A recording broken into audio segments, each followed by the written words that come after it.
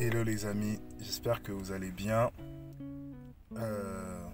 J'ai un petit message à nous partager qui, je l'espère, va nous faire du bien, qui, je l'espère, va t'encourager aussi parce que on est dans des périodes où on a besoin d'encouragement, hein, des uns des autres, de se soutenir. Et par rapport à ça, en fait, je voudrais bien raconter une petite histoire, en fait, quelque chose qui m'est arrivé ou ces derniers temps. Je sais pas si c'est ton cas, mais moi c'était mon cas. Voilà plusieurs mois, c'est vraiment, ça fluctue. Il y a des mois où c'est beaucoup plus fort, il y a des mois où c'est beaucoup moins fort, mais il y a une difficulté dans la prière, il y a une difficulté, euh, des fois, même si je lis, mais il n'y a pas de qualité dans le temps donné au Seigneur, et tout devient beaucoup plus dur, tout devient beaucoup plus lourd. Même se réveiller la nuit pour prier, bon, on sait qu'en hiver c'est toujours plus compliqué quand il fait un peu plus froid, mais quand même on sent une sorte de pression spirituelle, on sent une sorte de pression aussi qui est là et que vraiment que c'est plus le même ennemi qu'on combat, c'est plus le même ennemi qui est là, mais de l'autre côté aussi l'accès au Seigneur n'est pas fermé, donc je pense que les portes du ciel aussi sont ouvertes plus facilement. Et le Seigneur, il vient équilibrer justement ça. Bien qu'il y ait la lourdeur, bien qu'il y ait la paresse, c'est un mot qui est important, la procrastination. euh, mais je pense que le Seigneur, il est présent plus qu'avant et lui aussi, il double euh, ce qu'il avait déjà mis auparavant, quoi. Il y a plusieurs semaines de ça, euh, franchement, comme je vous disais, j'étais là, j'étais en train de prier, mais je sentais toujours que c'était difficile. Ça veut dire que pour moi, je ressentais pas le Seigneur, je me sentais pas en connexion avec lui, je sentais pas cette communion se faire. Il n'y avait pas ça, ça veut dire que tu pries, mais ça devient une forme de religiosité. Tu sais, j'arrive, je fais ma prière, mais je ne voyais pas cette présence-là. Et c'était vraiment difficile pour moi. C'était vraiment difficile pour moi parce que forcément, j'avais pas cette habitude-là. J'avais l'habitude aussi, même si je prie 10 minutes, même si je prie 5 minutes, je sens que il y a une présence qui est là. Je sens que le Seigneur, il est là. Je sens que une communion est là. Et surtout, il y a la satisfaction que quand tu as prié, tu te sens rempli en fait après ça. Ça ne veut pas dire que j'étais pas forcément rempli, mais il y avait eu plus, il y avait eu des moments plus intenses. Tu sais, quand tu as vécu des moments plus intenses avec le Seigneur, bah, lorsque tu n'arrives pas à ce degré d'intensité ou à ce degré-là, en fait, de communion, bah, tu te sens frustré, tu sens que quelque chose ne va pas. Et justement, c'était un peu ça, ça veut dire qu'il y avait une sorte de frustration. Et par cette frustration-là, bah, avant, même si je finissais de prier, quand j'étais sur mon lit avant de dormir, j'étais là à demander, en fait, à parler tout le temps au Seigneur. Je parlais sans cesse, que je sois au travail, Seigneur, où es-tu? Qu'est-ce que tu fais? Est-ce que j'ai mal agi? Pardonne-moi si j'ai mal fait, pardonne-moi si j'ai mal agi. J'étais sans cesse en train de prier, sans cesse en train de chercher en fait le Seigneur, de me dire, mais Seigneur, qu'est-ce qui se passe? Pourquoi? Puis le Seigneur m'a emmené d'abord vers le livre de Psaume 37 qu'on va lire. Psaume 37, à partir du verset 25. D'accord? Je lis. J'ai été jeune et j'ai vieilli, et je n'ai pas vu le juste abandonné, ni sa postérité mendiant son pain. Il est compatissant tout le temps, et il prête, et sa postérité est bénie. Détourne-toi de ce qui est mauvais et fais ce qui est bon, et tu demeureras éternellement. Car Yahweh aime ce qui est juste, et il n'abandonne pas ses fidèles. C'est pourquoi ils sont sous sa garde pour toujours, mais la postérité des méchants est retranchée. Amen. Donc je me suis arrêté au verset 28. En fait, le mot qui m'avait frappé dessus, c'était le mot que il n'abandonne pas ses justes. Ceux qui cherchent un juste cherchent la justice. Vous savez, la justice de Dieu, c'est aussi sa volonté. D'accord? Parce que dans la volonté du Seigneur se trouve sa justice. Il y a son désir qui est à l'intérieur de ça. Et dans mon cœur, c'est vrai que euh, j'étais pas bien parce que justement, je ne le trouvais pas. Et le Seigneur, en plus de ce verset, il est venu en fait me dire, euh, tu sais, ton sentiment, ce que tu ressens, le fait que tu ne sois pas bien en toi, le fait que tu aies tout ça, en fait, c'est moi qui ai créé ça. J'étais étonné que le Seigneur me dise, ben, cette phase que je traversais, que c'était lui, parce que je me reprochais plein de choses. Je passais mon temps à me flageller euh, sur ce qui n'allait pas, sur pourquoi, comment, etc. Vous savez, je mets une parenthèse dans ce que je dis. Nous, les chrétiens, on a souvent cette capacité-là, certains chrétiens plutôt, ils ont cette capacité-là à se flageller à la moindre chose très rapidement. Et à se frapper dessus. Je suis coupable, j'ai mal fait, j'ai fait ceci, je fais cela.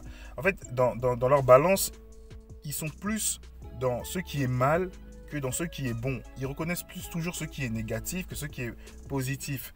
Et c'est constamment comme ça.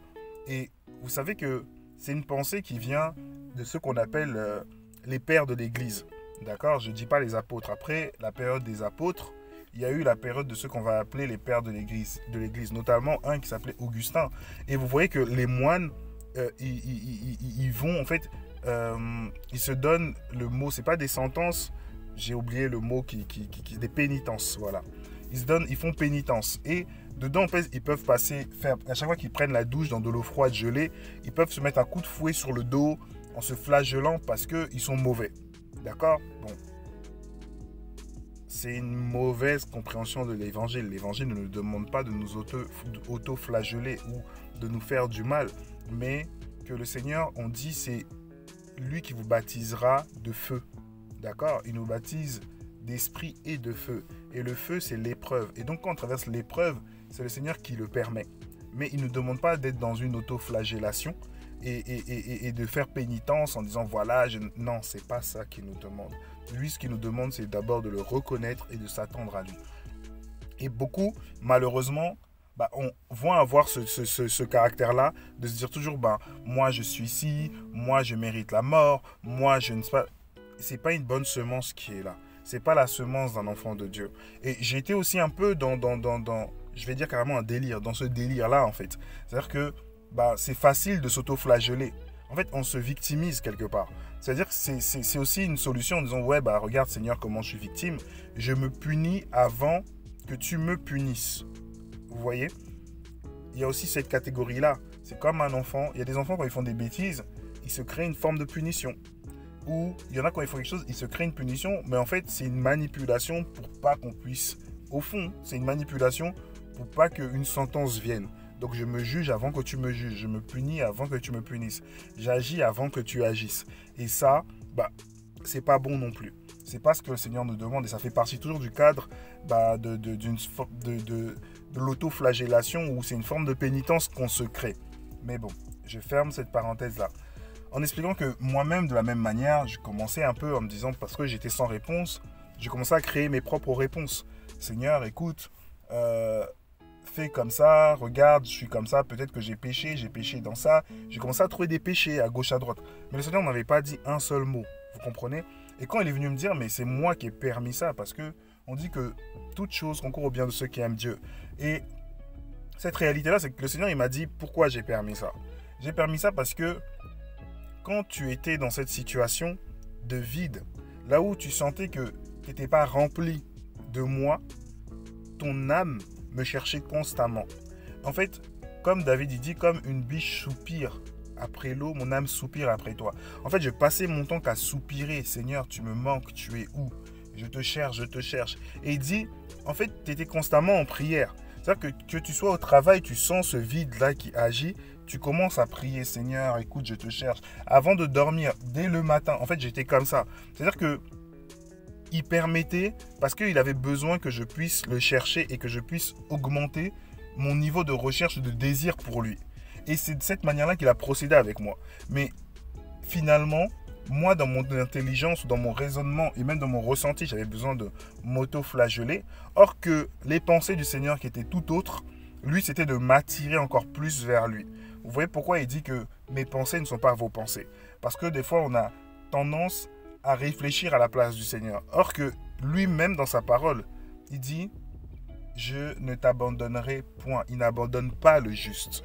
Mais malheureusement, le juste a toujours tendance à trouver des solutions et il ne considère pas en fait la puissance et la force de cette parole-là, là où le Seigneur n'est pas un Dieu qui abandonne. C'est nos péchés qui nous éloignent de lui. C'est notre mauvaise conduite qui nous éloigne de lui. C'est notre autoflagellation qui nous éloigne de lui. C'est notre pénitence qu'on se crée qui nous éloigne de lui, notre culpabilité. Mais lui, il ne s'éloigne pas.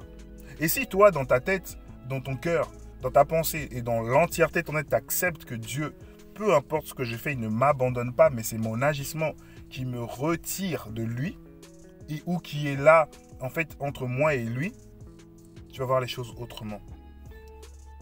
Dieu, le Seigneur Jésus-Christ, n'abandonne personne.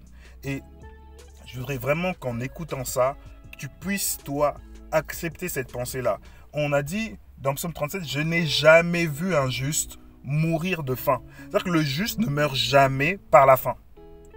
Le juste, bien qu'on peut manquer, ça ne veut pas dire que 1, 2 jours, mais un corps peut vivre, une personne peut vivre 40 jours sans manger, d'accord? Mais il ne mourra pas de ça. Parce que si Élie était dans le désert, des corbeaux sont arrivés, et il y a plusieurs histoires même. Il y a même une histoire, bon, c'est pas biblique ce que je vous dis, d'accord? Je mets bien vraiment cette parenthèse-là, c'est pas biblique. Mais prenons-le comme une sorte de fable, d'accord? Dans cette fable, on disait que la période où Daniel était dans la fosse au lion, c'est dans des histoires hébraïques.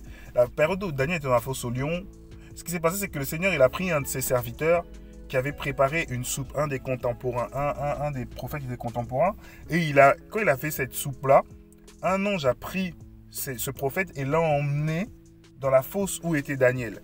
Et Daniel, il a pu manger. Il a pu manger par rapport à là où il était emprisonné, quoi, parce qu'il avait faim. C'est-à-dire que c'est un exemple. Je ne vous dis pas, comme je vous ai dit, ce n'est pas biblique, d'accord? Mais c'est un exemple qui montre simplement dans cette histoire qu'on garde une certaine moralité concernant l'agissement du Seigneur. C'est-à-dire qu'il n'abandonne pas ou il ne laisse pas le juste. Je ne connais pas ta situation. Je ne connais pas ta douleur, ta difficulté. Mais je veux juste que tu gardes ça. Et ça, on a ça en commun. C'est qu'on a un Dieu qui n'abandonne personne. On a souvent en nous ce qu'on va appeler comme mot des souffrances abandonniques. Quelqu'un qui a cette souffrance-là, c'est quelqu'un qui pense toujours au fond de lui, consciemment ou inconsciemment, que on va l'abandonner. Que tout dépend de ses agissements. Avec le Seigneur, ce n'est pas un humain. C'est-à-dire que ce n'est pas ton comportement qui va faire qu'il va t'abandonner. Ce n'est pas ton mérite qui va faire qu'il va encore s'approcher. Non, en fait, il ne détermine pas les choses par rapport à ça. Les indicateurs pour le Seigneur, c'est la foi, le désir, la consécration et surtout le don de ta vie. C'est ça les indicateurs. Ce n'est pas une base du mérite, c'est une base d'abandon. C'est une base d'obéissance. C'est surtout ça en fait. C'est l'obéissance. On dit que l'obéissance vaut mieux que le sacrifice. Mais nous, on a tendance à prendre des indicateurs de ce qu'on va penser être parfait, être méritant de l'être humain et le donner au Seigneur. Or que le Seigneur il a déjà établi, lui, ces choses. Il dit, c'est l'obéissance, la fidélité et la confiance en fait que tu lui donnes. Et ça, c'est les choses qui comptent le plus. Donc, cette parole-là que Dieu n'abandonne pas, c'est une confiance. C'est-à-dire que toi, tu lui donnes en disant, je crois que tu ne m'abandonneras pas et je reste sur ça. C'est-à-dire qu'il peut y avoir une tempête devant moi, mais jusqu'au dernier moment, je reste dessus, sur cette confiance-là. Tu te souviens, lorsque les disciples ils étaient dans la barque, eux, on voyait que la réaction, Jésus dormait.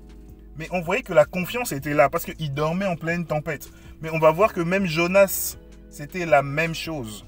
La confiance était là. On va voir que même Paul, c'était la même chose. Ils étaient tous, Paul était au fond d'une cale. On va voir que Jonas, il était là aussi en train de dormir. On va voir que Jésus était là aussi en train de dormir. Mais quand on regarde les trois personnages, ce qu'ils ont en commun, c'était la confiance. Jonas est sorti en disant, s'il y a la tempête, c'est de ma faute. En gros, ce qui arrive, c'est moi. Mais il n'était pas paniqué. Paul, il a dit non, personne ne va mourir. Parce que j'ai confiance, parce que le Seigneur m'a envoyé un ange. Et Jésus, il est aussi en train de dormir. Et par rapport à ça, il est venu faire les choses en fait. Et c'est pour ça que c'est important. C'est important vraiment de retenir ça. Donc voilà, mon frère, ma soeur, cette parole là où je voulais t'encourager. Et garde juste ce mot. C'est pas plein de versets que je suis en train de te donner. Le Seigneur Jésus-Christ n'abandonne pas les justes. Et je n'ai jamais vu un juste mourir de faim. Donc retiens bien cette parole. Sois béni. Prie pour ceux qui t'entourent. Prie pour moi aussi. Moi, je prierai aussi pour toi, si tu le veux. Et que vraiment, dans ces temps, on puisse se soutenir les uns les autres.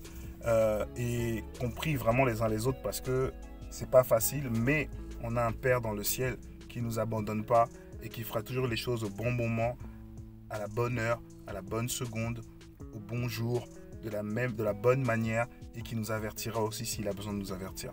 Soyez bénis et à très bientôt. Ciao, ciao.